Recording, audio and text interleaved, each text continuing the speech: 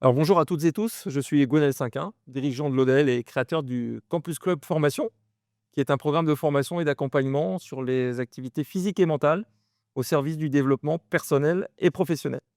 Alors le podcast Les athlètes de l'entreprise est sponsorisé par Campus Club et donc je vous invite à vous abonner à la newsletter, aller sur les plateformes pour noter les épisodes, tout ce qui va bien pour développer le podcast. Et aujourd'hui, vous voyez qu'on est dans un cadre assez incroyable. On est à Vannes, où est basée l'entreprise. Et donc, j'ai un immense plaisir dans le podcast du jour, dans l'épisode du jour, d'accueillir les dirigeants de Véro Crème et Fromage. Voilà, c'est ça qui a marqué, je crois, sur la façade. Je ne me trompe pas. Donc, avec Véronique et Patrick Covin. Et donc, ils dirigent à Vannes l'étal dans les halles du marché des Lys. Et le magasin dans lequel on se trouve cet après-midi, place du Maréchal Lyotet. Alors, ils ont ensemble obtenu de belles distinctions. Alors, je suis presque honoré, hein, moi, c'est un honneur d'être ici parce que, en effet, après avoir été désigné meilleur commerçant du marché et des Halles de Vannes en 2024, ça, c'était pour l'année dernière. Déjà une belle réussite. Ils viennent tout juste d'obtenir le titre très convoité de meilleur commerce indépendant de Bretagne. Donc là, on est passé de Vannes directement à Bretagne, sans passer par la case département. Mais bon, ça, c'est la vie des entreprises et du talent, hein, sans doute. Donc, un grand bravo, à vous 2 et vos équipes, hein, puisque vous êtes toute une équipe avec les 2 lieux de distribution de vos produits.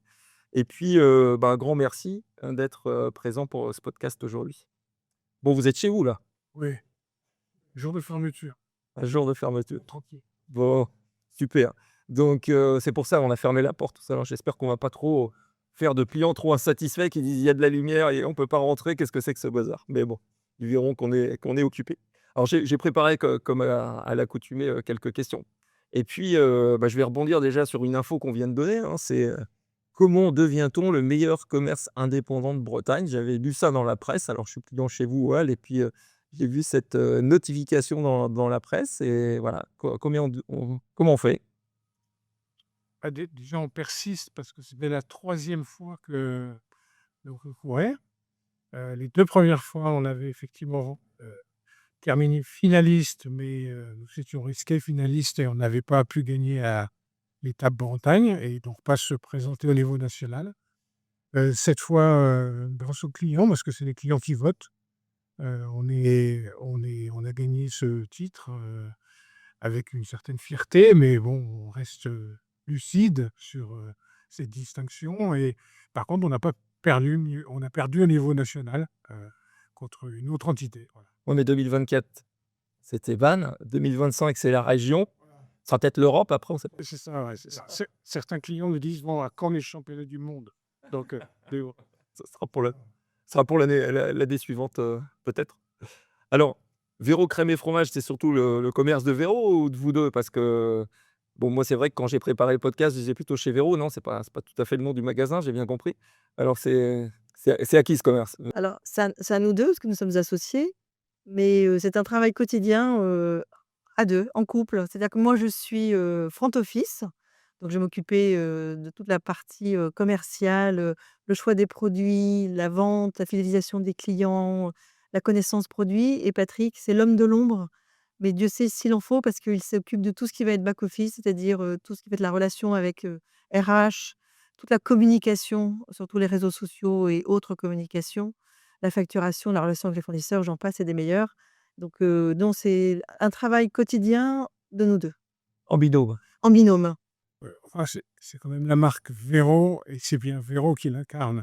Donc le plus important, c'est ce qui se passe devant avec les clients. Donc non, non, c'est bien et c'est un bébé partagé, mais celle qu'il a voulu et qu'il a développée, elle est à côté de moi. On va dire qu'on est complémentaires. Voilà, donc, Véro, effectivement, c'est le petit nom que les clients me donnent, au quotidien. C'est arrivé assez vite.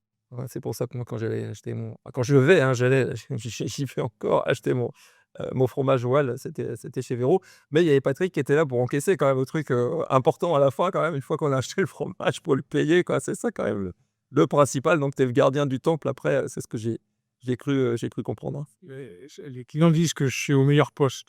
Moi, je fais travailler des femmes parce que l'équipe est majoritairement féminine. Mais bon, non, je suis présent que le samedi généralement pour, contribuer à la fluidification de la file d'attente parce qu'elle est importante. Et donc voilà, ça permet quand même d'être en contact, des clients et de partager pas mal de choses avec eux. Et de parler un peu de rugby, mais on y reviendra. On y reviendra. Alors, pouvez-vous m'en dire, plus sur cette entreprise, hein? J'ai cru comprendre, on en a parlé tout à l'heure avec Véronique, qu'il y a eu plusieurs vies dans cette entreprise, traiteur, assureur, produits exotiques et maintenant c'est voilà, une fromagerie. Mais, vous pouvez m'en dire plus dans l'histoire, votre histoire qui vous a emmené là? Alors notre histoire, c'est que, j'ai toujours une appétence pour tout ce qui touche, la nourriture. Je suis auteure culinaire, j'ai écrit 25 ouvrages, de cuisine, aux éditions Solar. J'ai été, cuisinière dans mon plus grand âge, j'ai fait l'école Ferrandi.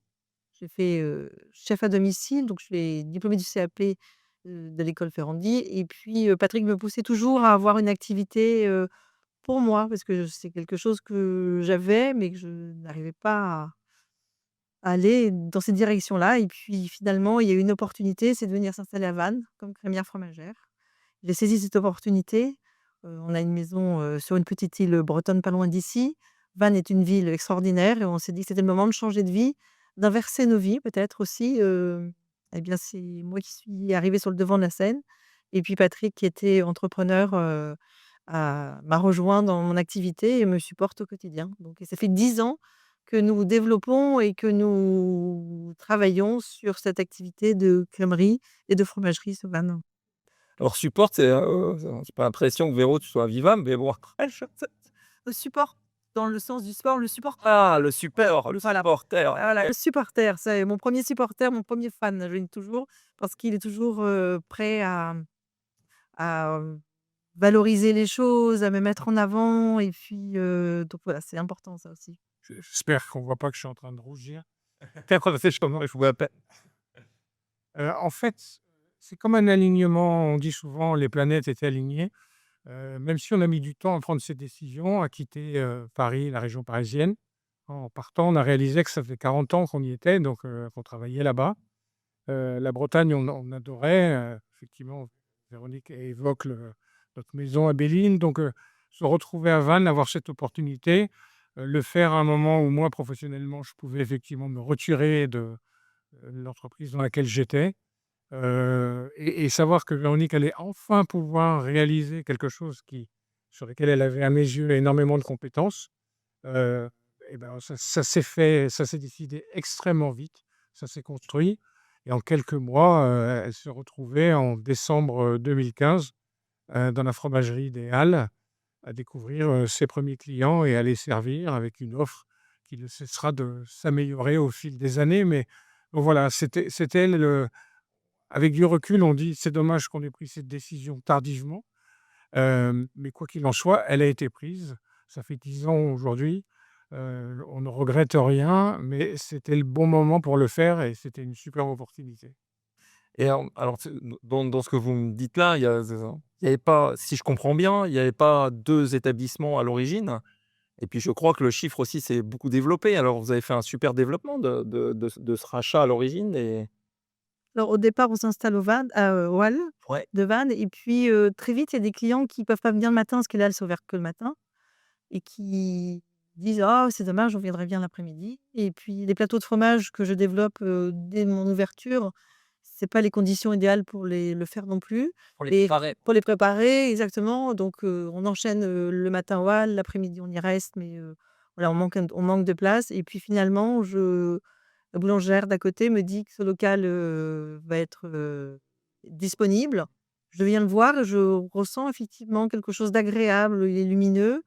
Il est à côté de la boulangerie. Le pain, le fromage, ça fonctionne plutôt bien et puis c'est à ce moment-là que, on bascule et qu'on dit que ce serait bien d'ouvrir la boutique qui devient le centre de préparation de nos plateaux, donc on a de meilleures conditions et puis qui permet à nos clients de venir, 4 jours par semaine, matin ou après-midi, chercher leur fromage. Ils ne sont pas seulement contraints par les ouvertures du matin des halles. Idéal. Avant plus. Puis on fait compléter notre offre avec ce qu'on ne peut pas faire aux halles, de produits crémiers, de fromage, mais là, on ajoute des salaisons, des boissons, une sélection de produits d'épicerie fine. Donc, effectivement, c'est du coup, les 2 points de vente se complètent et ne sont espacés que de 700 mètres. L'un est vraiment dans l'intramuros, l'autre est juste à côté et bon, petit à petit, on craignait que la clientèle des halles viennent à l'IoT. Et en fait, on a tous les cas de figure aujourd'hui. On a des clients des halles qui ne restent que clients des halles, des clients de l'IoT et des clients qui connaissent les 2 points de vente et qui s'organisent par rapport aux heures d'ouverture. Et je vais juste ajouter une chose, le comptoir tel que vous le voyez là, ça a été conçu pour donner des cours de cuisine. Ah ouais, OK. Et pendant les 3 premières années, le mercredi après-midi, lorsque la boutique est fermée comme aujourd'hui, eh bien, on donnait des cours de cuisine, pendant 1 heure et demie, 2 heures. D'accord et donc vous avez quand même bien développé le chiffre d'affaires. Il y a des gens, qui vont écouter le podcast qui sont dans le domaine, commercial pour le coup. Donc si, qu'est-ce que vous auriez à dire de certaines recettes de la réussite aussi du Ouais, développement commercial? enfin, dans toute création, on fait un business plan, et cetera. Mais c'est vrai que démarrant d'un point de vente aux halles, qui était en train de péricliter et qui faisait moitié fromage et moitié volaille, quand on le reprend, bon, on n'avait pas trop de points de repère. On s'était donné une trajectoire pour les premières années et puis effectivement, aujourd'hui, on a dû multiplier notre chiffre d'affaires par 7 à peu près. Oui. On fait un peu plus de 750 000 €, avec 2 points de vente, avec une équipe quand même assez ramassée, et on a mais dans les 2 cas, on a investi, la boutique telle que vous la voyez là, elle était pas comme ça quand on a on a refait la totalité, on a créé une chambre froide et on a fait la même chose voile. Donc on a investi beaucoup, sans forcément bien identifier tout de suite, l'équilibre entre ses charges et nos revenus et une rentabilité à venir. Et finalement là, depuis, 2-3 ans, cette rentabilité se construit, le chiffre se développe, et on n'est pas mécontent, de l'avoir fait avec 2 points de vente. Voilà. Ouais et une complémentarité, vous avez su vous adapter pour vous développer aussi. S'adapter, c'est trouver un nouveau point de vente, c'est ça. Ouais, pour arriver à un certain niveau un certain volume qui allait permettre peut-être de discuter certains prix avec nos fournisseurs, peut-être enfin voilà, il y avait tout un effet de levier, dès lors qu'on prenait une surface, et aujourd'hui, quand on partage notre chiffre d'affaires, ce qui n'a pas forcément été notre démarche, dans les dernières années, avec certains fournisseurs ou certains professionnels, quelque part, ils sont étonnés de ce chiffre, hein, et Du donc développement, étonné, développement, hein. oh, ils se disent, «Ah oui, quand même, vous réalisez ça, c'est autant que», enfin, donc voilà. Mais là encore, on est toujours très lucide par rapport à ça, pas que de l'oriole, mais bon, c'est quand même mieux de développer, de rentabiliser son affaire et après, enfin, quand on arrive aux 10 ans d'activité, on est content de l'avoir fait. Vous allez fêter l'anniversaire bientôt, hein. C'était 2015 le lancement. Ah, je le sens. Ouais, super, ouais, super. Alors, vous êtes un couple à diriger une entreprise. On entend dire par là, de temps en temps, que diriger en couple ou travailler en couple, c'est pas simple. Alors qu'est-ce que vous auriez, à dire pour des gens peut-être qui ont des projets, qui vont nous écouter et se dire: «Tiens, pourquoi pas me lancer avec mon époux, mon épouse?» Voilà. Alors moi, je dirais qu'il faut que chacun ait son domaine d'activité, que de parce qu'effectivement, le mien, on l'a compris, c'est d'être à la vente et dans le choix des produits et Patrick, d'être sur d'autres choses. Donc, on se consulte en permanence quand on a des idées, l'un et l'autre. On en parle, on échange et c'est vrai que je vais pas aller sur son terrain et j'aime pas qu'il vienne trop sur le mien non plus. Donc, voilà. Ça arrive peut-être? Ça peut arriver, plutôt dans son sens, mais voilà, parce que je pense que c'est la clé de la réussite, c'est d'échanger, de communiquer et chacun doit rester dans son domaine et après c'est la complémentarité, c'est les échanges et ce qui nous tire aussi tout le temps vers le haut, c'est que, il y en a un qui va avoir une idée et l'autre soit va la détricoter, soit va au contraire l'aider à la construire, ou va dire: «Mais non, mais attends, ça marche pas ton truc là, c'est pas possible». Ou va calmer le jeu ou au contraire, va renchérir là-dessus et je pense que c'est ce qui fonctionne en permanence entre nous 2, c'est une espèce de ping-pong, voilà, l'un avec l'autre, hein. Revenir sur le couple, enfin pour moi, le premier message, c'est de dire, peu importe l'activité, mais quand on se lance dans une activité, il faut au minimum être 2. Alors, mari et femme ou amis, moi j'avais dans le passé une société avec un ami d'enfance, mais il faut être au minimum 2. Et dans notre, activité, c'est sûr que Véronique seule, elle souffrirait, plus qu'elle ne souffre aujourd'hui en termes de charge d'activité et moi j'aurais été bien incapable de faire, le quart de ce qu'elle fait aujourd'hui. Donc on s'est retrouvés sur un projet, heu, que que je poussais parce que je voulais qu'elle réussisse, mais effectivement, je venais de perdre au même moment toutes les responsabilités qui étaient les miennes dans mon précédent jeu, en arrivant à Vannes. Et c'est vrai que ça a été dur de trouver ma place et progressivement, j'ai commencé à grignoter du terrain et mais de par sa personnalité, assez rapidement, elle a remis, les traits là où il fallait et on a trouvé, notre équilibre. Mais c'est vrai qu'on se complète. Il y a rarement des tensions entre nous et on abat le travail, comme on sait l'abattre avec le moyen, mais c'est pour ça, et là encore, pas de regret par rapport à ça. Mais le fait d'être un couple, plus d'enfants à charge et à la maison, obligé de travailler, autant que ça se passe du mieux possible et qu'on essaye de réussir. Ouais. Alors il y a un dirigeant dans la crèmerie, mais industrielle pour le coup, hein, le fondateur Antoine Riboud, le fondateur de, voilà, de Danone, quoi. Il parlait lui dans un cadre un peu différent, mais il parlait du frottement. C'est-à-dire à un moment ça frotte, quoi, parce que faut se frotter au terrain, faut se frotter aux clients, entre collaborateurs ou collègues ou gérants, peu importe. Si vous avez plusieurs gérants, il y a une notion de frottement, bah, parce qu'il peut y avoir un peu aussi de divergence parfois, mais c'est aussi dans les frottements qu'on s'enrichit parce qu'on trouve sa place, peut-être un peu de manière, différente, quoi. Après, le seul risque de travailler à 2 comme ça, c'est, le sujet de conversation, c'est toujours le même, c'est l'entreprise et tout ce qui tourne autour. Il Et y ouais, a un tout le un temps peu soson quand même, non? un peu, mais c'est quand même le sujet, majeur, Ouais, qui du quotidien, quoi. du Du quotidien, quotidien, en permanence, en fait, ouais. voilà. Bon, j'ai compris que, Patrick a un rendez-vous important, alors je vous révèle pas quoi, de 2 heures tout à l'heure, mais plutôt de relaxation, donc c'est pour ça qu'il faut avoir aussi, hein, une bulle d'air, d'oxygène parfois pour, voilà, pour aussi, sortir du quotidien parce que c'est important, c'est important. Alors OK, vous êtes en couple, vous avez monté un business qui marche bien et qui est connu à Vannes et vous êtes rencontrés comment alors? Dans le travail. Ça, je m'en doutais un peu, je m'en doutais un peu. Je travaillais, chez Alcatel, enfin disparu depuis, mais j'étais directeur des ventes d'un réseau dont elle était la première commerciale. D'accord. Donc voilà, souvent. Nous avons prospecté ensemble et depuis, nous continuons de prospecter. Voilà.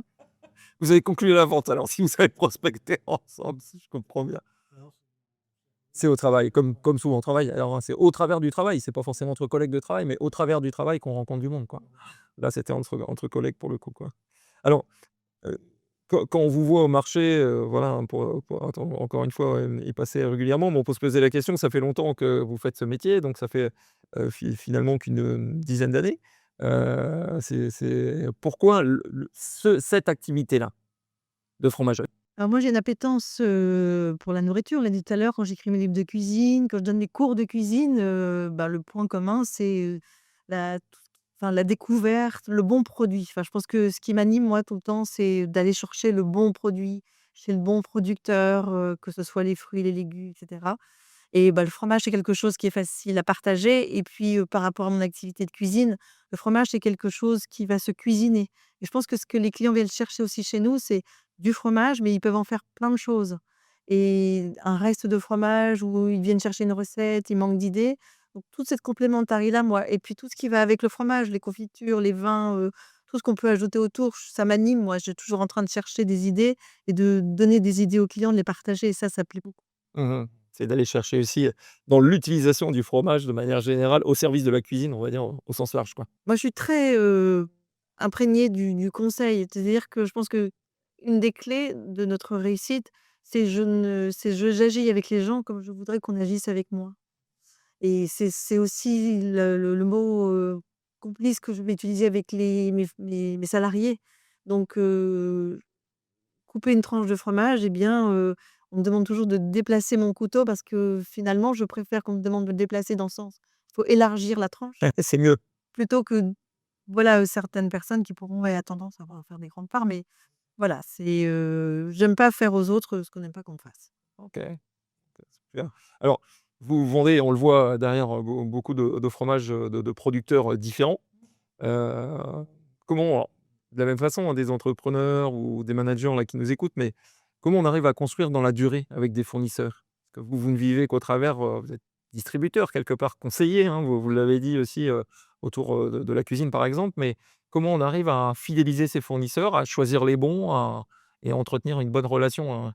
Vous allez pouvoir en parler tous les 2 parce qu'il y en a un qui à chaque fois vous achetez un peu tous les 2, mais Alors moi, je vais dire que d'abord, je me positionne toujours comme un trait d'union entre le producteur et le client. C'est-à-dire qu'on est des passeurs d'histoire. on essaye dans la mesure du possible de rencontrer nos producteurs. On va les voir, on passe du temps avec eux, ils sont très contents de nous accueillir. On rencontre, leur famille, on partage un moment dans leur cave, on voit leur fabrication de fromage. Donc ça nous nourrit, les uns et les autres et nous, on partage avec eux notre activité. Donc je pense qu'ils sont contents de nous voir et d'avoir aussi le ressenti de comment ça se passe sur le terrain. Et donc ça, on le développe au fil des années. Donc, chaque année, on fait un voyage de découverte de fromagers. On a la chance d'avoir aussi une fédération qui est, très active et il y a des salons qui se font, on les rencontre aussi, ces producteurs-là. Et puis ensuite, on est sur une relation de confiance. C'est vraiment ce qui nous anime, la confiance avec les clients, la confiance avec nos salariés, la confiance avec nos producteurs. Ça, je trouve que c'est un mot, qui est très, très important. Et on une fois qu'on a trouvé notre producteur, qu'on est contents les uns et les autres de travailler ensemble, on est extrêmement fidèles. On est fidèles et on partage, même si à un moment donné, je sais pas, il peut y avoir un petit souci dans le fromage parce que c'est une matière vivante, un peu trop de sel ou un affinage qui est pas comme on voudrait qu'il soit, eh bien, on revient, on en discute, hem et puis, ça se partage aussi avec les clients. Donc non, je pense que c'est vraiment la durabilité, la fidélisation, le partage de notre quotidien, la découverte de nos produits. Qu'est-ce que tu en penses? Mmh. Et alors comment on achète? Alors on achète comme un acheteur de grande distribution ou on achète, différemment? Patrick, toi qui as vécu d'autres histoires. Alors il y a pour de sombres histoires de coûts de transport qui d'ailleurs ne cessent d'évoluer, on ne peut pas travailler en direct. On le fait en Bretagne, dans le Morbihan, avec un certain nombre de producteurs, et on ne peut pas travailler en direct avec tous les producteurs. Par contre, identifier leur fromage, heu et le faire avec des grossistes régionaux, effectivement, ça fait aussi partie de notre travail. Donc ensuite, il y a un référencement qui se fait des produits qu'on teste, qu'on sélectionne, des prix qui nous sont proposés, face auxquels on va à un moment donné, alors on peut le faire plus facilement maintenant avec un peu plus de volume qu'on ne le faisait au démarrage, et puis ensuite pour être en mesure de répercuter un prix de vente, qui nous assure, le niveau de rentabilité nécessaire, mais tout en restant dans les prix de marché. Donc, bien sûr, voilà, sur le centre, de Vannes, on est finalement 3 fromagers. Je pense qu'on a chacun des offres qui ne sont pas forcément identiques. On essaye de faire de la qualité. Je pense qu'en termes de prix, on est les uns les autres bien positionnés. Donc voilà, c'est pas une obsession. C'est vrai que quand après une covid, on a pris des vagues d'augmentation, 2 à 3 par an, que certains, revendeurs, vous disent qu'ils ne les répercutent pas. C'est quand même difficile parce que bon, finalement, on est sur un métier de négoce, on n'est pas sur un métier de transformation. Donc il y a quelques produits, particuliers qui se font sur lesquels, quelque part, le revenu pourrait être plus important, mais que c'est petite quantité par rapport au gros que l'on vend. Donc le prix, c'est une dimension importante. Mais donc on a des discussions où à un moment donné, j'établis un prix et Véronique va, elle, qui sent le marché, va me dire: «OK, pas OK» et cetera. Donc, mais bon, c'est une partie du travail, c'est suivi, c'est évalué régulièrement, mais c'est pas obsessionnel, voilà. Si je comprends bien, il y a toute une dimension liée aux échanges et à la confiance, Oui. hein, qui a été soulignée. Et puis d'un autre côté, d'être aussi, quand on vend des produits, on est dans un marché et qu'il faut en tenir compte, bien sûr, pour trouver le meilleur compromis, quoi. Et puis, enfin, moi qui ai souvent suivi Véronique quand on a fait nos voyages on l'a encore fait récemment à Saint-Nectaire, mais comme je m'occupe aussi de la communication, donc je suis tellement content de rencontrer les producteurs sur leur terrain, de les écouter parler de leur métier, de leurs produits, de les filmer, de les interviewer. On va jusqu'à donner le prénom de certains de nos producteurs au fromage. Et le ouais, Vendée à Donc aujourd'hui, on a la tome de Simon, c'est un fromage, de brebis basque. La crème de Sophie? Voilà, on a les farines des aussi, il a les yaourts de Maud. En fait, derrière, c'est pas un argument marketing, c'est le prénom de la personne qui les conçoit, et on a eu à cœur, comme l'a dit Véronique, d'expliquer qui ils étaient et cetera. Donc ensuite, ils viennent nous rendre visite très ponctuellement à Vannes, et ils sont heureux de voir comment leurs produits sont mis en avant. Donc on installe une forme de relation, et dès lors qu'on est honnête et transparent, bah, les gens, et dans ce métier-là, je pense que la valeur humaine est extrêmement importante. importante. C'est du vrai marketing, là, pour le coup, hein, l'essence même du marketing où justement on met en avant des arguments quels qu'ils soient, mais en tout cas là, c'est l'authenticité qui est un vrai argument et qui est pas voilà, qui est utilisé parfois un peu de manière des vrais faux témoignages, hein, des fois qu'on voit, mais là, c'est du vrai, quoi. C'est du vécu, là, c'est du vécu. Alors On va revenir à ce que tu disais, Véro, là, tout à l'heure, sur, tu écris des livres de recettes. Ils sont d'ailleurs, on les voit, sur l'étal, au hall, là. Et alors j'ai bien compris que cette passion, elle est venue plutôt de ta formation, en fait, de base, hein. Mais ça t'apporte quoi d'écrire, en fait, ces livres et voilà, tu y trouves quoi? Alors, parce que je bouillonne d'idées et d'associations, ça me permet de les positionner et puis de créer des recettes et de les partager. Moi, c'est le partage, en fait. Écrire une recette, c'est, partager, donner des idées, permettre à quelqu'un de les reproduire. Elles sont assez faciles à faire. Elles sont souvent un peu originales, voilà, mais c'est un plaisir d'écrire des livres de cuisine et c'est vrai que j'avais une facilité à le faire. C'est ce qui manque le plus aujourd'hui, de plus écrire des livres de cuisine. OK, ouais, tu as plus le temps aujourd'hui Non, matériellement? je le fais en direct avec les clients, je leur offre des recettes, Qui ensuite nous renvoie les photos de la recette qu'ils ont. Ah ouais, ah voilà, c'est royal, là, pour le coup, hein, quand c'est le cas. Et Patrick, alors de ton côté, donc tu as dirigé, pendant près de 20 ans une agence, conseil en communication interne et managériale. Tu organisais aussi, beaucoup d'événements au travers de tout ça et tu as collaboré aussi, je l'ai appris quand on avait pris le temps aussi d'échanger, pour préparer là tu as collaboré avec le RCV, hein, pour leur communication, à une époque. Comment on atterrit dans ce métier-là, de la communication, on va dire au sens large? Qu'est-ce qui t'a motivé? Comment voilà? Enfin, sans faire le parcours complet, mais heu, après avoir fait rapidement des études de droit, je me suis retrouvé dans le monde de l'entreprise. J'ai découvert le monde du travail, mais dans des entreprises, plutôt des groupes internationaux dans lesquels, petit à petit, j'ai compris que j'avais une appétence pour tout ce qui était fonction commerciale, un peu de marketing et puis ensuite, avec la seniorité, du management. Donc c'est vrai que, heu le passage au monde de l'entreprise, je crois que la première société qu'on crée avec un ami d'enfance, heu, j'ai 32 ou 33 ans, on a cette volonté de se lancer et notre cible, ça va être les réseaux de vente, les réseaux de distribution qui sont les plus confrontés à l'époque, mais c'est toujours le cas à des changements, à des transformations et face auxquels il faut effectivement apporter, différents moyens et donc on va combiner tout ce qui touche à la communication interne, la communication managériale, mais aussi la formation et petit à petit l'événement parce que ces commerciaux, ces réseaux de distribution, ils sont réunis dans des événements.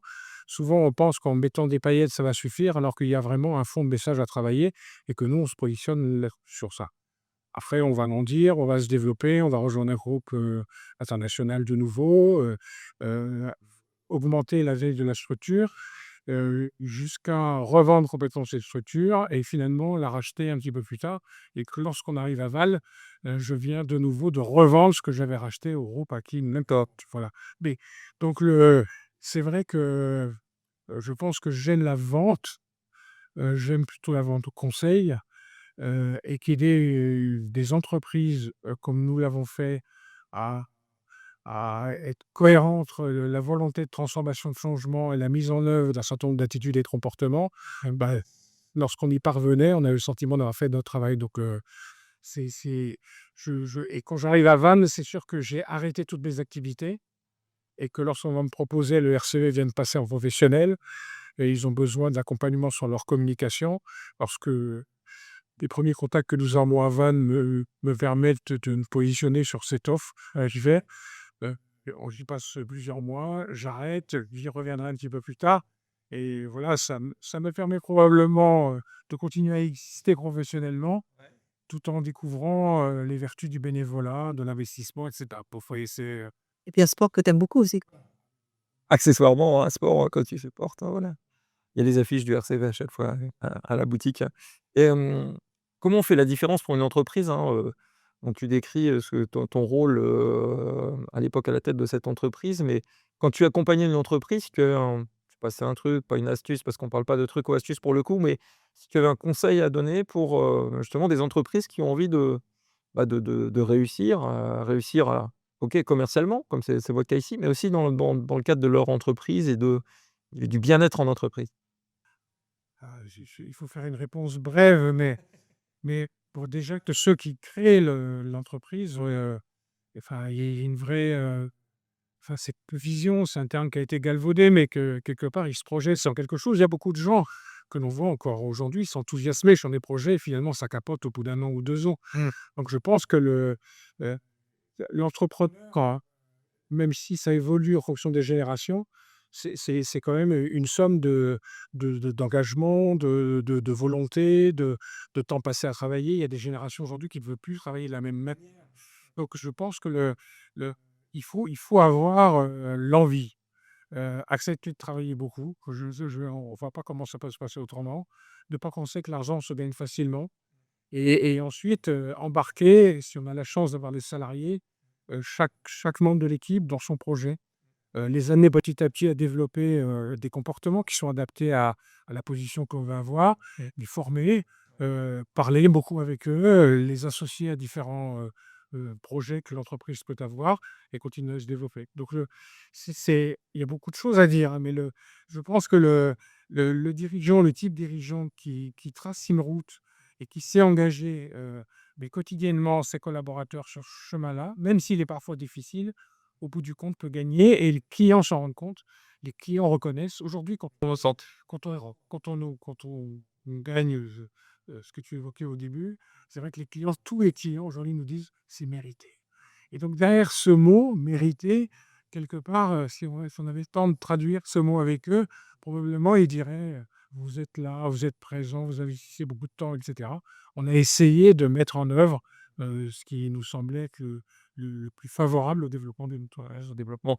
Et donc tu as été au RCV, donc tu es passionné de rugby, il semblerait. Quelle valeur toi tirais, si tu avais une valeur ou 2 à tirer du sport en général que tu t'es attribué, dans ton quotidien, d'entrepreneur, que ce soit ici ou à Paris?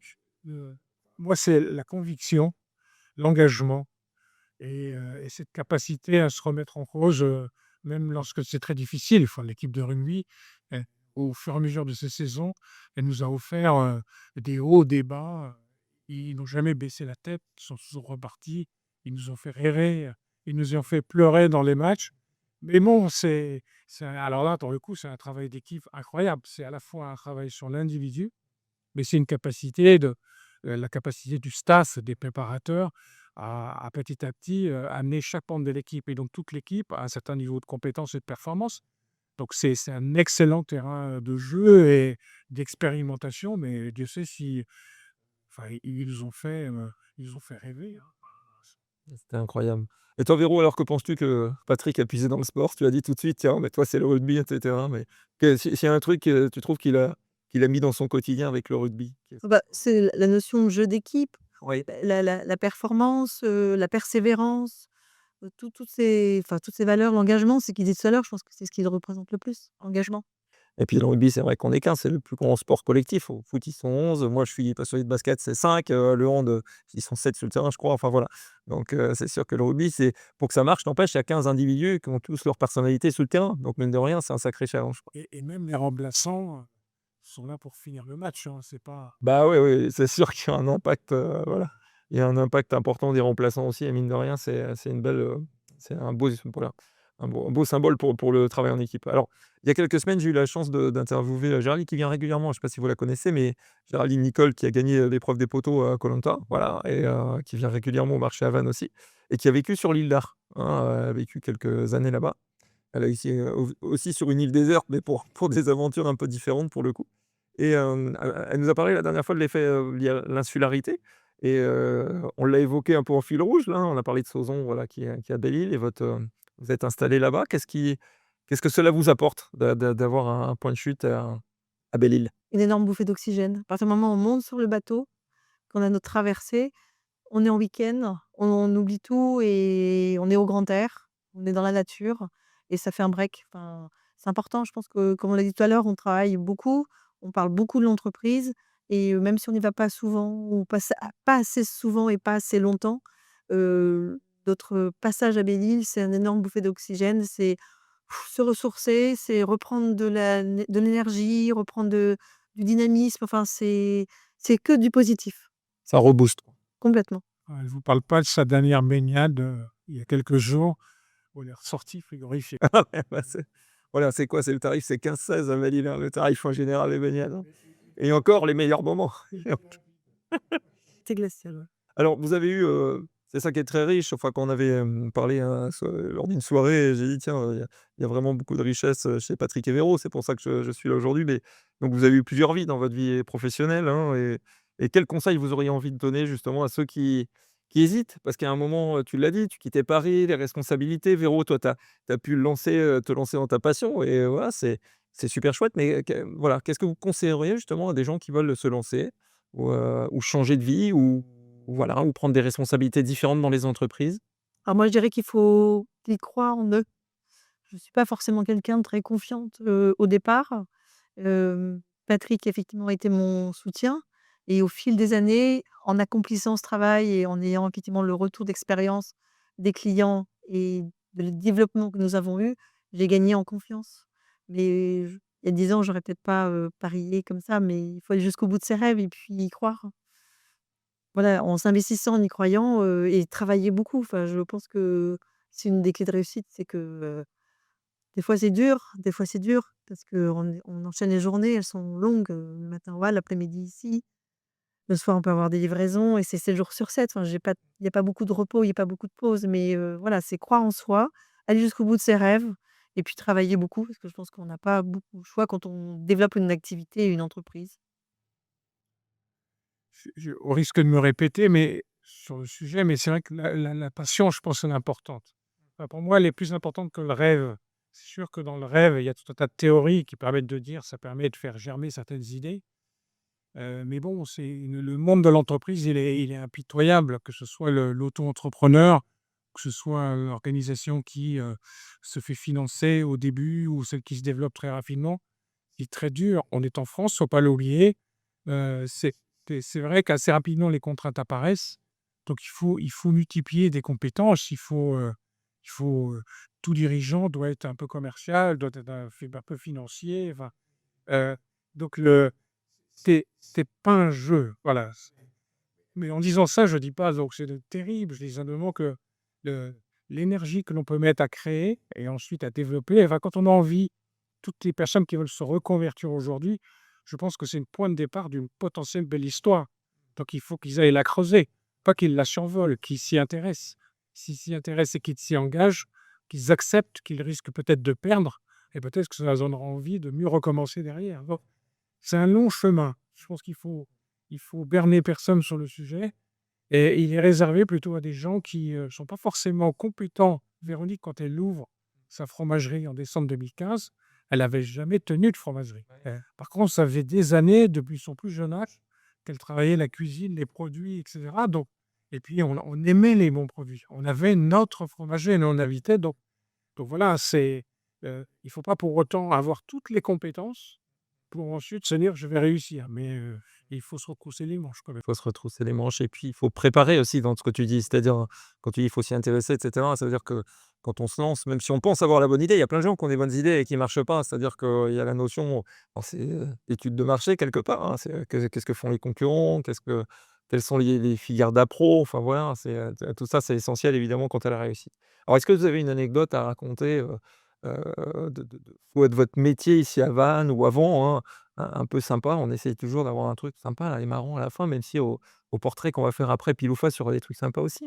Moi, ça va être quelque chose de mignon que je vais vous raconter, c'est une anecdote. C'est que les clients, des fois, ne lisent pas bien mes étiquettes de fromage et donnent des petits noms à mes fromages. Par exemple, Ah, ça les arrange quoi. oui, mais je pense que le moelleux du Revard, depuis des années, est devenu le moelleux du renard. Du renard, ouais. Voilà.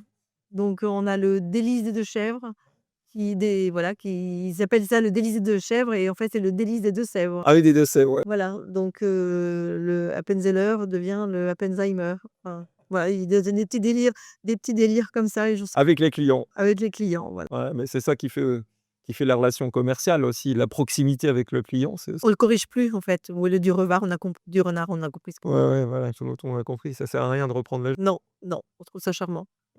Patrick, tu as une anecdote? Ou alors tu souscris aux anecdotes de Véro? Ouais, ouais, et quand Tu les entends aussi, tu les entends aussi. Alors, est-ce que vous avez une citation, un mantra ou quelque chose pour, voilà, une phrase qui vous est hein, certains ont ça dans leur, les femmes dans leur sac à main ou, comme peut-être dans leur portefeuille ou peu importe d'ailleurs, hein, que ce soit homme ou femme, mais est-ce qu'il y a une phrase ou quelqu'un qui vous inspire, que vous voudriez partager avant le portrait pile ou face? Moi, je vois pas, mais quand on a démarré, je disais toujours un par un, c'était aller chercher les clients un par un. Mais parce qu'effectivement, on n'était pas connus et bah, voilà, c'était, un par un. Je vais chercher mes clients un par un, voilà. Pas à pas. J'ai connu ça dans une entreprise dans laquelle j'ai travaillé, hein, c'est un petit pas. Enfin, je veux dire, on a un objectif final et puis finalement, il faut y aller par petits pas, un par un. On appliquait ça, par exemple, aux réseaux sociaux. Parce qu'on a démarré dans les réseaux sociaux. Moi, j'avais beau venir du monde de la communication, je n'étais pas celui qui tenait les réseaux sociaux. Et donc, ben, on a ouvert notre page Facebook, ensuite Instagram. Et c'est vrai qu'on était content de voir un premier follower, un deuxième, etc. Donc, par rapport à. Moi, je suis globalement optimiste. Et c'est vrai que si j'avais, par rapport à cette question, ma phrase, ce serait dire le meilleur est à venir. Moi, je pars toujours du principe, même si un jour on arrêtera de travailler définitivement, bah, qu'on a encore de belles choses à faire derrière, même si, parce que ça fait quand même pas mal de temps qu'on travaille ensemble dans des domaines différents, puis on s'est rejoints. Mais, je pensais dire qu'il y a toujours quelque chose de merveilleux derrière. Donc, bah, j'ai cet état d'esprit-là. Le meilleur. Faut être positif dans lequel on est aujourd'hui. Le positivisme est quelque chose d'essentiel pour avancer, hein, pour avancer. Faut plus, voilà, faut plus écouter la radio, faut écouter des podcasts, voilà, c'est le conseil que je peux donner. Surtout pas le 20 h. Ah, surtout pas le 20 h. Mais je vois alors je fréquente des dirigeants d'entreprises qui ont, des boîtes qui, voilà, qui ont entre 10, 50, 60 millions d'euros. Quand je cause avec eux, ils me disent: On regarde plus les actualités, quoi». C'est presque, voilà, ils disent, les actualités économiques, voilà, mais point, quoi. Ils veulent surtout pas se polluer avec ça parce que on en est rendu quand même à se dire qu'il faut éviter de se polluer avec, cette information, toxique, hein, qui est notre vrai monde quand même, mais bon, hein. Alors on va terminer sur le portrait pile ou face, hein, on est dans le timing, je rejette un œil, on est pile dans le timing. Et donc, alors vous avez droit à un joker aussi, j'ai oublié de le dire. C'est-à-dire je vous donne 2 propositions, puis si à un moment vous ne pouvez pas choisir, parce que je pense qu'il y a 1 ou 2 questions où vous n'aurez pas forcément, envie de choisir et donc, et pour la première question, ce sera plutôt rugby ou basket? Le rugby. Rugby, rugby. Bon. Alors pourquoi le rugby? Ouais, on a compris. Alors c'était même avant Vannes ou tu es venu? J'ai joué quand j'étais plus jeune, mais bon, dans un club de collège, des lycées. Et j'ai toujours aimé suivre l'équipe de France. Donc, et puis arrivé à Vannes, notre premier match, c'est le match d'accession en Pro D2. Donc, c'est le dernier match de la saison en National 1. C'est la dernière minute, le dernier essai d'Anthony Boutier qui revient Qui jouer revient dans la cette saison. Et tout le monde envahit le stade. Et nous, c'est la première fois qu'on est à la Rabine. On envahit le stade avec tout le monde. C'est notre premier souvenir. Et à partir de ce moment-là, Un beau lancement, on n'a pas lâché le RCV. un beau lancement. Alors talent ou entraînement? Un peu des 2. Un peu des 2. Ouais, ce qu'on a fait aujourd'hui, c'est un travail quotidien qu'on remet en question tous les jours. Donc, entraînement, Ouais. entraînement, Ouais, allez, entraînement. comme toi. Enfin, on peut pas compter que sur le talent. Voilà. Ça aide dans certains cas. On n'en a pas nécessairement conscience. Mais voilà, c'est dans l'échelle de valeur de ceux qui on interagit qu'ils pourraient considérer qu'on a du talent. Mais maintenant, on a quand même beaucoup bossé pour en arriver là. Donc, la pratique, oui. Entraînement. Super. Fromage ou dessert? Je pense savoir la réponse. Souvent on se pose la question, hein, les menus, hein. Non, là je vous coince finalement, je pensais pas, mais bon, fromage ou dessert? Les 2. Les 2. Ah, c'est joker, alors là je pensais pas, je pensais sans là, c'est les 2. Attention, c'est un premier joker, vous avez le droit peut-être à 2, mais pas plus. Vraiment, si je devais choisir, Non, si pas, tu prends toujours un dessert. je dirais le dessert. Ouais, Après, ah mince, alors, tous les fromages autour, mais bon voilà. Bravo pour votre honnêteté, sur le sujet. il faut couper. Ah ouais? Alors là, camembert ou comté? Camembert. Camembert, tac, alors là ça sort. Alors pourquoi camembert là pour le coup? Bah, parce que déjà, on adore, il est né en Normandie, le pays du camembert, et c'est vrai qu'on aime bien le camembert. Bon, c'est camembert plutôt pour le alors là, ça va pas être facile, mais c'est exprès, hein. Les halles ou la boutique? Les halles le matin, la boutique l'après-midi. Ah voilà, encore un joker de consommé. Elle, c'est Véro, crème et fromage. À choisir, c'est délicat. Mais l'ambiance des halles. Voilà, l'ambiance des halles. Ouais. Différente. Organisé ou improvisé? Organisé. Alors organisé pour Véro, peut-être un peu improvisé, puis ça fait le Elle prépare tout, elle anticipe tout, elle est jamais en retard ou que ce soit. Non, non, moi, je suis plutôt une part d'improvisé. Ouais. parle improvisé pour vous. Belle-Île ou Vannes? Belle-Île. Oui, on adore Vannes, mais Belle-Île, ouais. Ouais, On n'en a pas encore assez profité, mais si Belle-Île, vous êtes à Sauzon, alors moi qui connais un peu Belle-Île, Sauzon c'est incroyable. Belle île, super. Alors là, j'ai un truc, que j'ai été chercher, j'étais obligé d'aller chercher sur internet, mais ça m'a bien fait marrer. En téléphonie, c'est le Nokia 3210 ou le Alcatel OT 311? Je me souviens plus, c'est trop vieux. Alors c'est chez Alcatel, hein, que vous êtes rencontrés, c'est ça, ouais? Oui, mais on avait comme client Nokia quand il était Ah oui, Nokia. Ah ouais, non, mais vous avez plus droit au joker? Ouais, ouais, on a géré pendant des années, allez, Alcatel. la Nokia Academy, ouais. Alcatel, ouais. Alcatel, ouais, pour le coup. Alors tu as évoqué ça d'ailleurs, Patrick, tout à l'heure, vision ou mission? Vision, parce que c'est ce qui va tirer tout le reste, quand même. Qui va faire, l'émission derrière, quoi. Ouais. Voilà. Avec une bonne vision aussi qui va bien, quoi. Dans l'aspect, on va dire, positif de cette, vision et clarté surtout de la vision, quoi. Et c'est un dernier, alors je le pose à tout le monde, mais là c'est un clin d'œil, hein, donc vous savez que alors d'habitude je suis là on est debout, mais parfois j'ai un fauteuil pitch là quand je fais les podcasts puisque j'y ai travaillé, enfin voilà, toute l'histoire a le pitch pour me concernant, la petite brioche, de poche et la question que je vous pose c'est, pitch ou banane? Banane. Banane. Banane aussi, vous restez sur le fruit alors pour terminer. Voilà. En général c'est banane, hein, c'est rare les gens qui sont sur pitch. Donc je pose toujours la question. La banane, ça va bien avec le roquefort. Ça va bien avec le roquefort, bah voilà, il y a une association, il y a une association. Bon, bah, écoutez, on est rendu au terme de notre podcast, hein. Moi, j'ai passé un super moment. On n'a pas vu le temps passer. On n'a pas vu le temps passer et puis, on était dans un endroit, super entouré de fromage. J'adore le fromage aussi. Fromage au dessert, j'aurais pris fromage moi. Mais voilà. En tout cas, bah, je vous remercie tous les 2, hein, pour ce moment passé ensemble, hein. J'invite, bah, ceux qui vont nous regarder ou nous écouter, ben, à vous abonner à la newsletter et puis, aussi, bah, à découvrir tous les épisodes, à noter ça sur votre plateforme préférée et je vous remercie. Je vous dis à bientôt pour un prochain épisode et à bientôt. Merci, à bientôt. À bientôt. Au revoir.